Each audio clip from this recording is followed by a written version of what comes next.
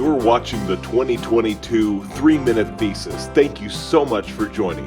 And here's your host, Matt Lovelace. Good evening and welcome to the Washington State University 2022 Three Minute Thesis. My name is Matt Lovelace and I'm a scholarly assistant professor at WSU's Edward R. Murrow College of Communication. For the next 30 minutes or so, it'll be my pleasure to introduce you to this 3 Minute Thesis, our student competitors, and some pretty cool and important research that they're doing. Now, this is the 8th year that this competition has been taken university-wide, and we want to thank WSU's College of Education for administering it all of these years. Now, if you're new to the 3 Minute Thesis, which we call 3MT for short, it's a competition where each doctoral student gets 3 minutes, not a second more, to give a compelling narrative about their research. Now, a small panel of judges, not directly or actively connected to any one college, judge the presentation in 2 categories. One is comprehension and content. The other is engagement and communication. Now, to reach this stage, each of our 10 competitors won an event at their respective college, or in the case of WSU Vancouver or WSU Tri-Cities, that campus. So there are 10 winners, all trying to win at least one last event. It's the World Series, the Super Bowl, World Cup, whatever parallel you want to make. It's that last event.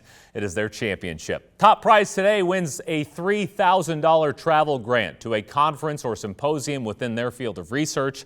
Second place wins a $1,500 travel grant. Third place wins a $500 travel grant. WSU's Office of the Provost is the sponsor of this event, and we want to thank Provost Elizabeth Chilton for her support. And more information on 3 Minute Thesis is available at 3mt.wsu.edu. And now, without further ado, we turn the time over to our competitors. We begin first with Chasity Trammell from the College of Veterinary Medicine. Growing up, I was the type of kid to ask my parents a whole load of questions that, while super important to me at the time, may not have any relevance in any given context. For example, how do you have quicksand if you get stuck? Or who would win in a fist fight, a grizzly bear or a great white shark? And would your answer change depending on the environment in which this fight took place? One such question I asked my parents was how many mosquitoes would it take to drain someone of all their blood? And they responded with, I don't know. Why don't you go figure that out? Well, 15 years later and almost a PhD, I think I've come up with an answer. My thesis project is focused on understanding how mosquitoes respond to the very pathogens that they transmit to people, and in turn, determining how these responses can be targeted to reduce a mosquito's ability to become infected and transmit disease. Because, after all, if a mosquito can't become infected with pathogens like West Nile virus or Zika virus, how is it supposed to transmit to people? During my time at WSU, we have established that the insulin signaling pathway, a conserved pathway present in both humans and mosquitoes, plays a key role in regulating the immune response mosquitoes initiate to viral infection. And by targeting this pathway, either through the ingestion of insulin or through small molecules that specifically target and activate this pathway, we can induce a more effective immune response in mosquitoes that reduce their ability to become infected and transmit viral pathogens to human hosts. Ultimately, our goal is to translate our findings into more effective vector control protocols that can be used in the field, as well as determine if humans possess a similar insulin-mediated antiviral response.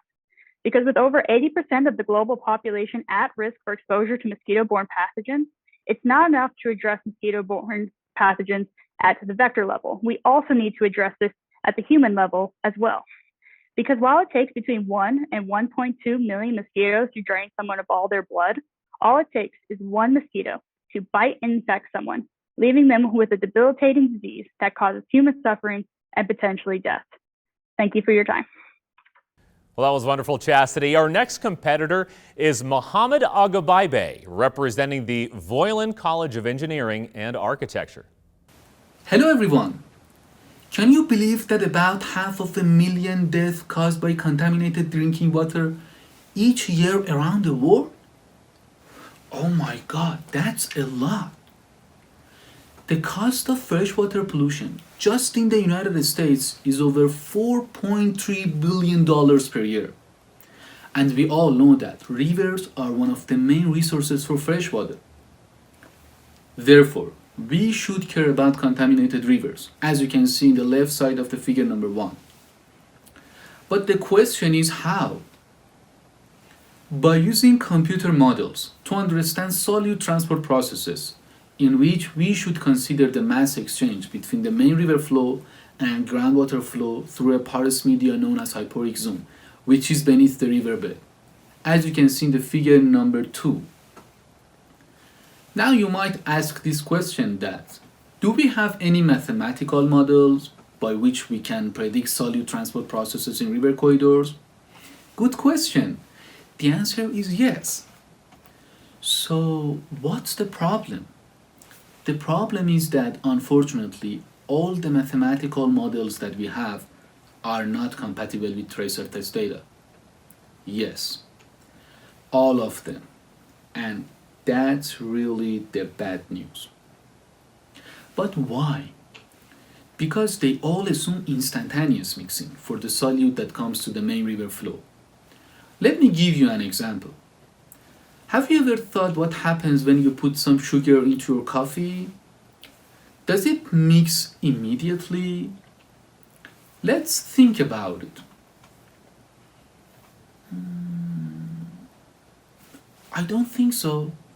It takes some aging time for those sugars to be mixed completely. And I think that the same happens for the solute that comes to the main river flow.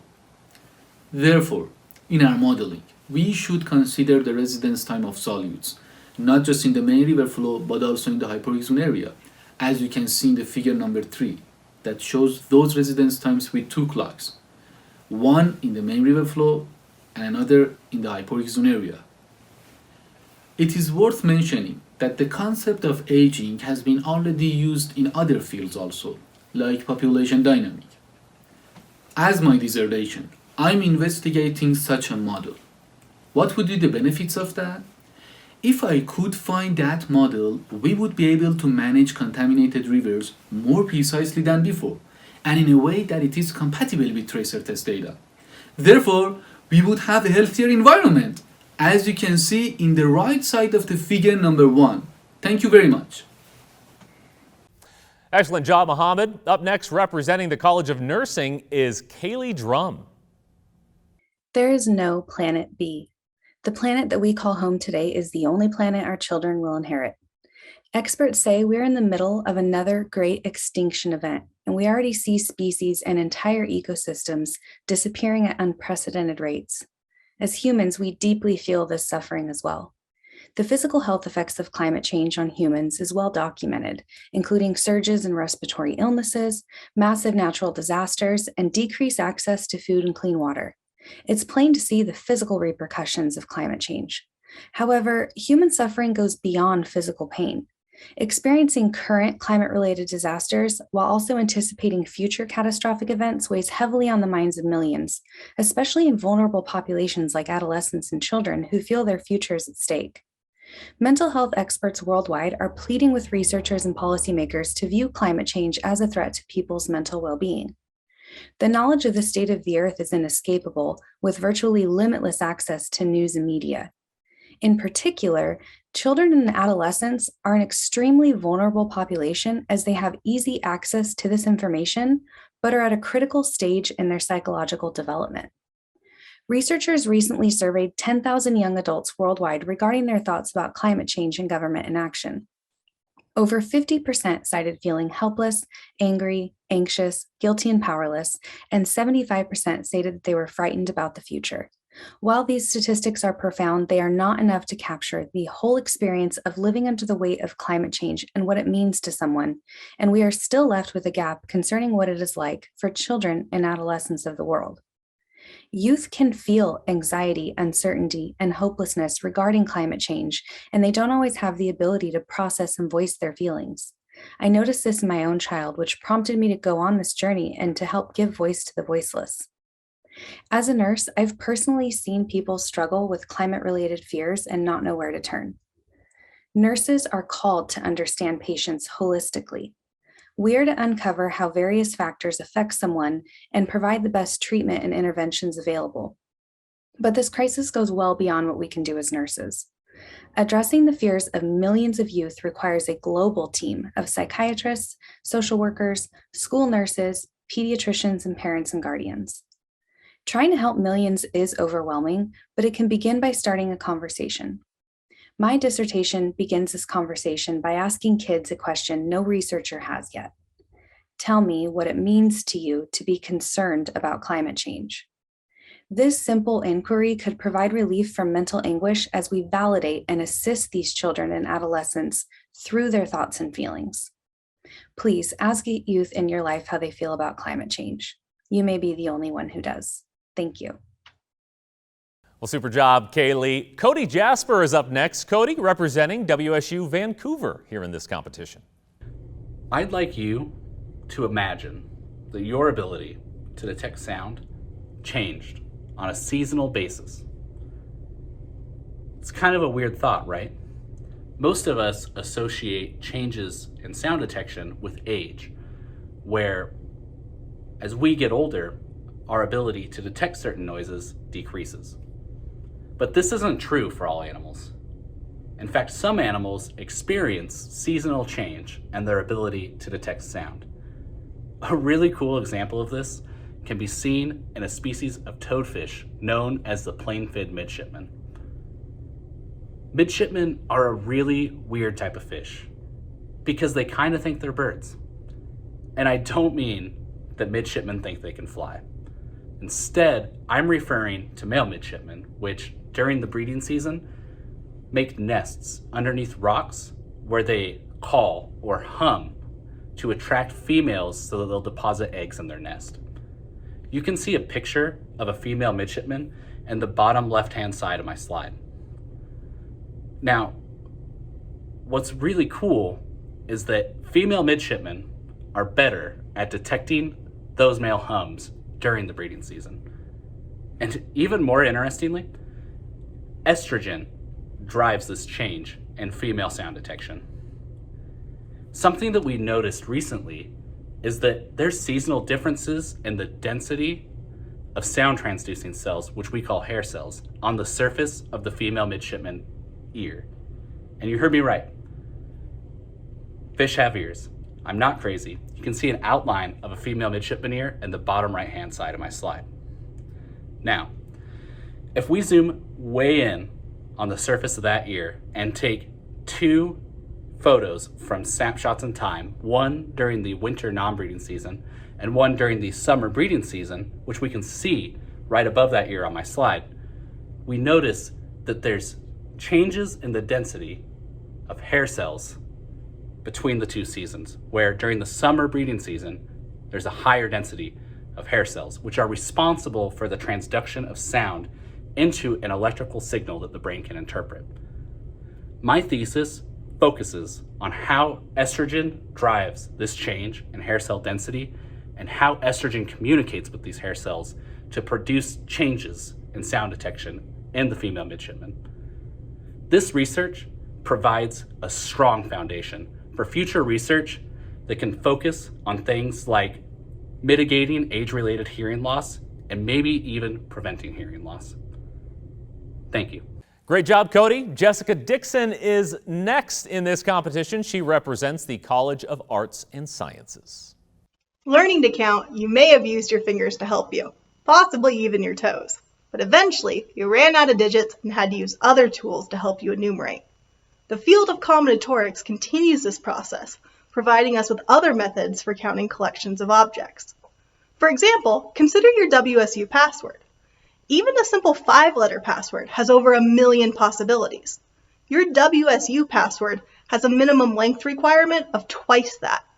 It requires lowercase letters, uppercase letters, a number, a symbol. I wouldn't be surprised if it started asking for an emoji at some point. Counting the number of possibilities that this generates without the framework combinatorics provides would be near impossible. I like to use combinatorics to count in a more two-dimensional sense. Before you lies Pascal's triangle. In its rows, you can find the coefficients and the expansion of any binomial expression. So take x plus y. X plus y to the 0th power is 1. That's the top row. X plus y to the 1st power has coefficients 1 and 1. That's the next row. X plus y squared gives you the following row, and so on, all the way down. Pascal's triangle is famous for a pattern it contains. every number in the array is a sum of the two numbers directly above it. So 15 is a sum of 5 and 10. There are other patterns as well. For instance, the sums of certain slant diagonals will give you the Fibonacci sequence. My interest lies in thinking about these patterns in a different way. I'd like a pattern that gives me 0 out, that would annihilate the array. In Pascal's triangle, this means I'm going to take the negative of every entry and then add it to the two entries above. So I'm going to take negative 15 and then add it to 5 and 10. I can imagine taking this pattern and overlaying it anywhere on my array, and I would always get 0 out. My research focuses on taking this sort of zeroing out method and applying it to different types of arrays, particularly for what's known as Reardon arrays. The study of Reardon arrays is a very fast-growing field. It has applications not only in combinatorics, but in graph theory, networks, even data analysis. Pascal's triangle is the canonical example of a Reardon array, and it originally motivated the field in the 90s. Now, Reardon arrays are traditionally described column-wise by their generating functions, but they can also be characterized by a pattern that we can observe in their rows, just like we saw here today. This pattern can take many different forms, even be infinite. My research focuses on exploring the corresponding zeroing representation, characterizing it, and determining the requirements for its existence. All right, very nicely done, Jessica. Due up next is James Asare. He represents the College of Education. If you have followed the news recently, then you've probably seen headlines about war. Nobody likes wars because of its devastating effects on all spheres of life. Especially the most vulnerable among us, like children, suffer the most.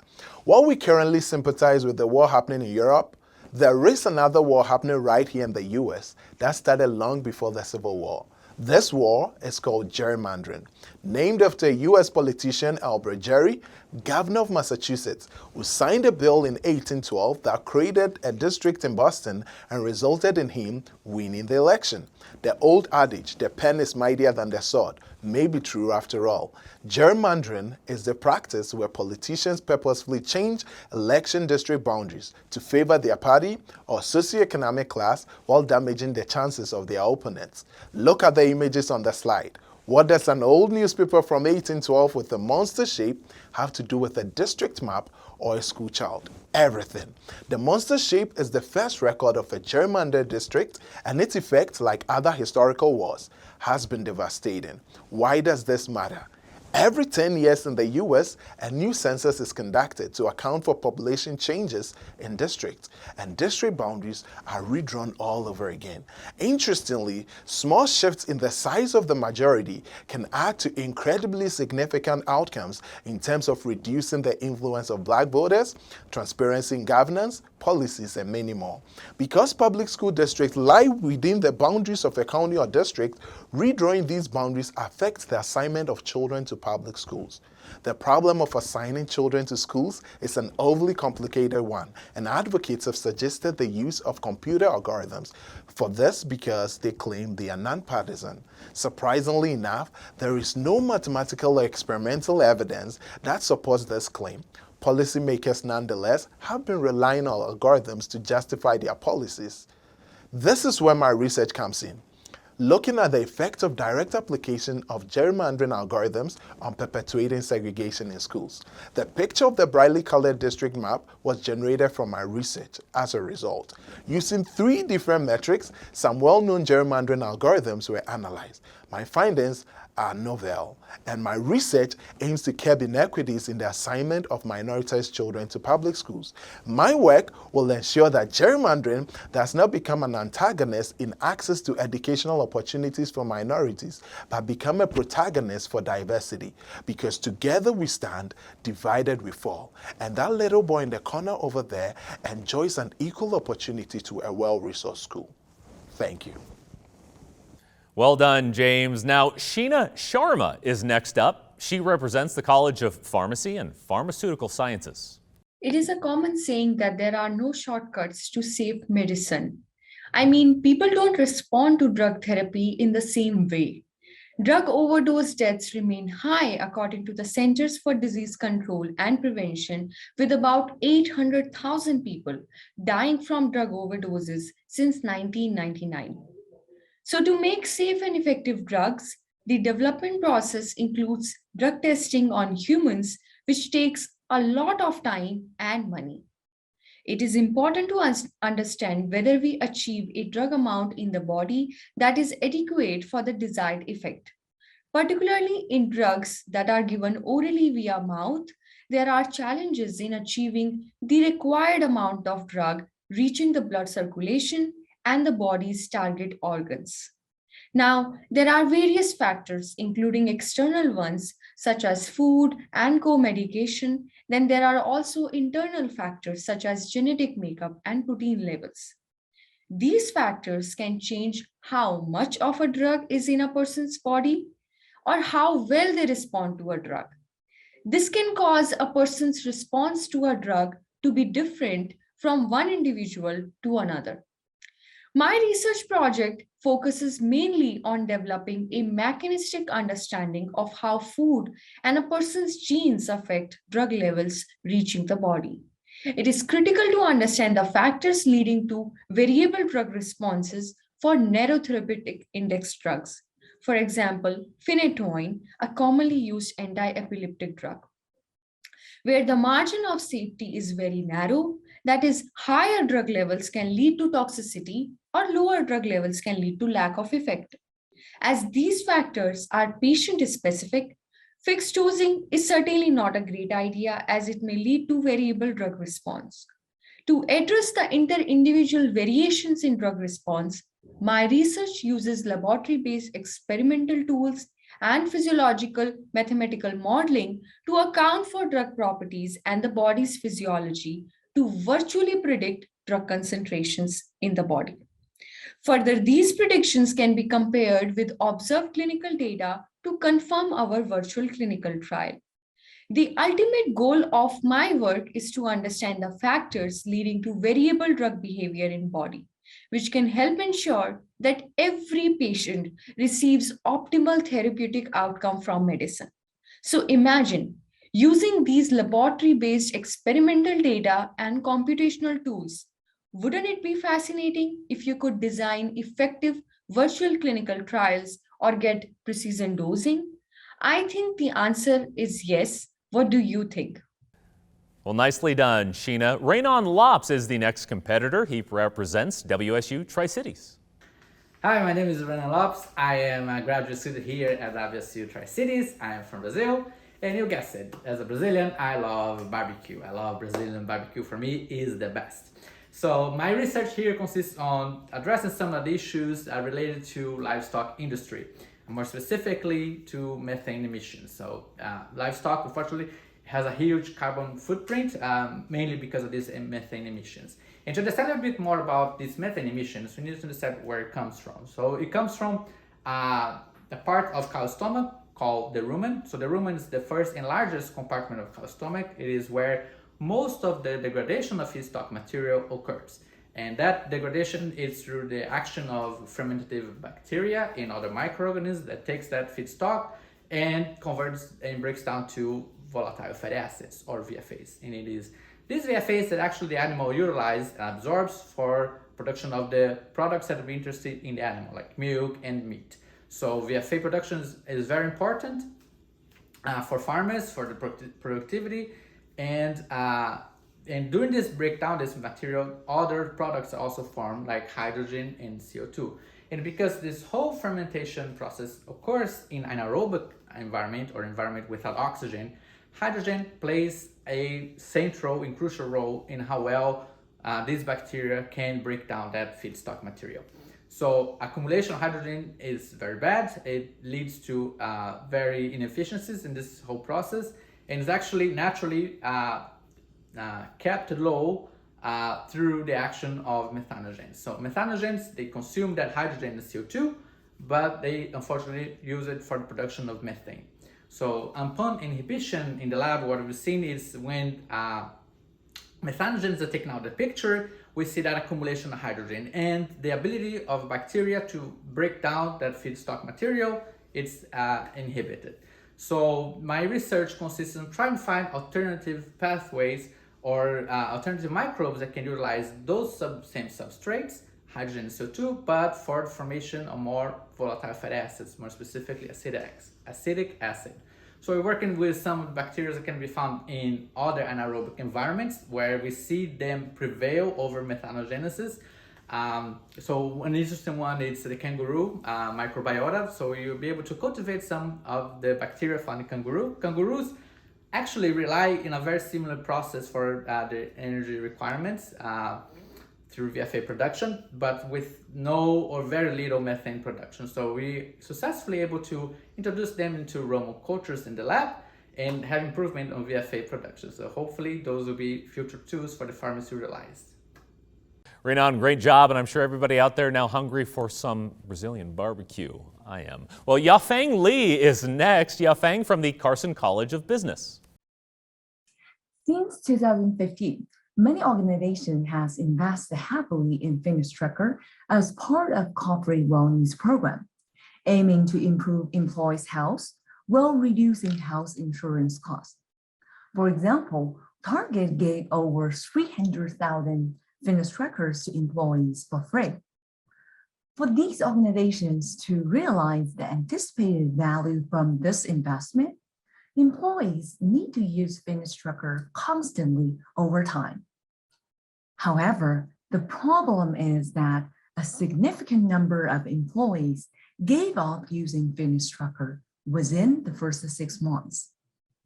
This discontinuance brings negative consequences to employees' personal health and organizations' corporate wellness program. To solve this managerial problem, my dissertation answers the question, what factors influence individuals' discontinuance intention and habitual use of fitness trackers? I look at this from the perspective of fitness tracker identity and exercise identity, by asking people questions about how they view themselves in relation to a fitness tracker and in relation to exercise. I found that people who positively identify with a fitness tracker and view the use of a fitness tracker as integral to their sense of self are less likely to discontinue, but more likely to develop habitual use. Further, for the same fitness tracker identity, employees with stronger exercise identity have lower discontinuance intention. Moreover, I found very significant antecedents of fitness tracker identity and suggest organizations develop corresponding mechanisms boosting employees' fitness tracker identity.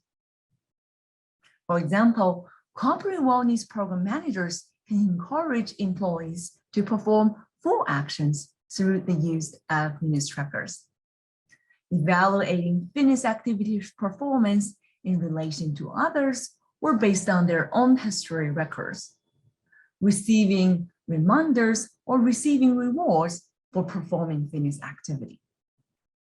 Additionally, I suggest managers create ways to increase employees' confidence in their capabilities in using fitness trackers. Overall, with these insights, organizations can prevent discontinuance, promote habitual use, and achieve the maximum return from their investment in fitness trackers. Thank you. Wonderfully done, Yafang. Our last competitor tonight, hard to believe it's almost over, is Uddhav Bhattarai, representing the College of Agriculture, Human and Natural Resource Sciences. Everyone loves to take a bite of those whale-sized apples with desired amount of sweetness and color. But do you know apple trees cannot produce marketable apples by themselves? Each of those apples comes from flowering bud. Each bud can produce around 5 to 7 flowers, and there are hundreds of these buds in each tree. If all the flowers are allowed to mature into fruit, there will be a large number of small fruits with lower quality and sugar content. So how do you get those apples that we'd really love to take a bite? It seems less is more. Every year, growers rely on human hand and intelligence to systematically remove unnecessary flowers from apple orchards. Now imagine flower removal by hand from thousands of those trees planted in hundreds of acres of land. This process is highly labor-intensive, laborious, and time-consuming. In recent years, growers are also facing farm labor shortage that is worsened by ongoing pandemic. This is challenging the sustainable production of one of the most loved fruits in the US and around the world. My PhD research is to understand how humans perform apple flower removal and develop a robotic system that tries to mimic this process. Seems like an easy task, right? But we as humans perform multiple complicated operations just via intuition. We have eyes that take a snapshot of the canopy. Then the brain computes which flower to remove, from where, and to what extent. We have two arms to reach to the desired location and fingers to remove the flowers. All these happen in a couple of seconds. To mimic this process, I have two cameras acting like eyes, robotic arm acting like human arm, and end effector acting like fingers. This end effector has rotating strings that remove flowers on its way. Now, the most critical part is how to bind all these hardware systems together by an intelligent system so that they can understand the environment and make situational decisions. For this, I use artificial intelligence method. Similar to human learning approach, the artificial intelligence methods learn by examples. By providing different examples of apple canopy images, I trained the artificial intelligence algorithm to determine where the flower clusters are and how many flowers are there in each of those clusters. Figure in the bottom middle is the result from our algorithm. We achieved around 86% accuracy to segment flower cluster regions and count number of flowers. Once the flower cluster segmentation and counting is available, the robotic arm can reach to the desired location and remove flowers as needed. Currently, the robotic arm, end effector, camera system, and the artificial intelligence system are being integrated and tested in lab. The integrated system will also be taken to commercial apple orchard for field evaluation in this coming season. The proposed robotic blossom thinning system, when successful, will assist in sustainable apple fruit production for keeping those grocery store shelves filled with apples for future generations. Uddhav, we appreciate your presentation, and with that, we say thank you to all of our competitors for sharing their research.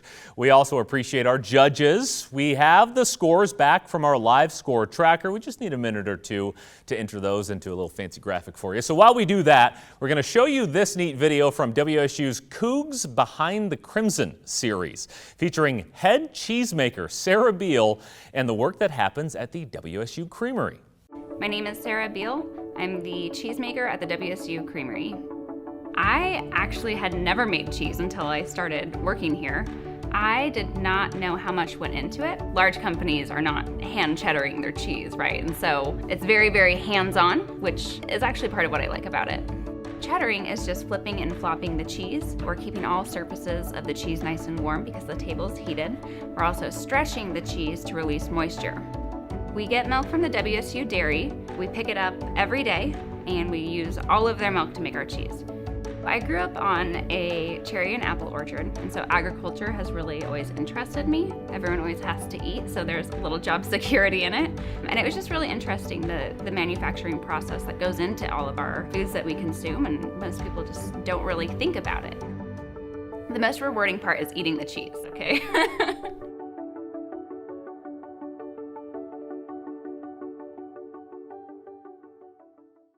Well, very cool. I just picked up that seasonal red pepper garlic. That did not last long in my refrigerator. Well, now to the results of our 3-minute thesis competition. In third place this year and winning a $500 travel grant, Mohammad Aghababaei from the Voiland College of Engineering and Architecture.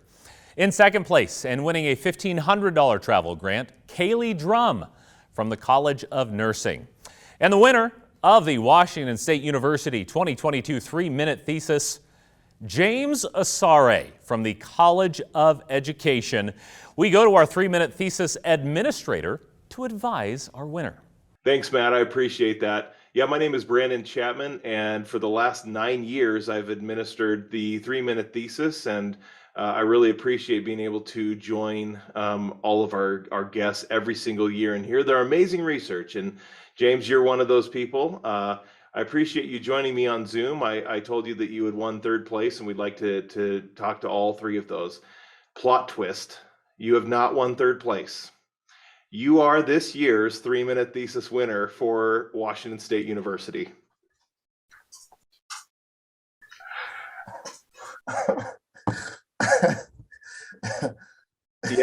Yeah. I let it sink in. Let it sink in.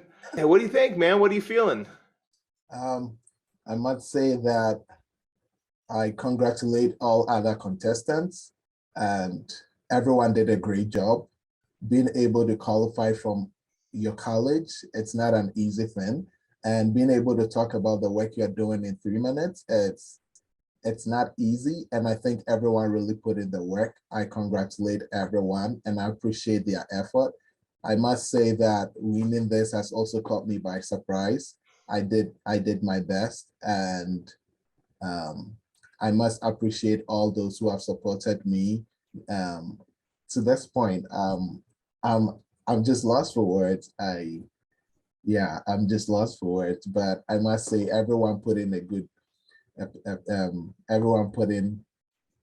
good work, and yeah, it's been a journey. And I do appreciate all those who work with me up to this point. Your presentation, as well as all of the presentations today from a person who's a non-expert, non-specialized, this is what 3 Minute Thesis is about, is it helps people like me to really understand what that research is. And sometimes we have an affinity in something, but we're not experts. And for WSU, and all of the researchers, being able to communicate that research is so important, because it does lead to allies, it leads to dollars, and there's so many reasons why. But I really appreciate your research, and I'm sure your chair and your department chair, they'll all be celebrating your success today. So congratulations, my friend. $3,000 richer travel grant, and and you can put this on your CV. Yeah, there you go. Thank you so much. Once again, I want to thank all the contestants, and I want to thank the College of Education, Department of Math, and all the people who have supported me to this point. I did not do this alone. This is for all of us. This is for College of Education. This is for WSU in general. And I believe we should all keep working, and we should definitely try to make the world a better place through our research. Thank you. I agree. Thanks very much, James. And Matt, back to you. Well, that was really cool and great research there, James, and thank you so much, Brandon. Well done to all of our competitors. You're all winners in some way. Tonight, James Asare celebrates a little extra as the 2022 3MT winner. And with that, thank you very much to all. A reminder that any and all information about this program or the WSU event can be found on 3mt.wsu.edu. Have a great evening.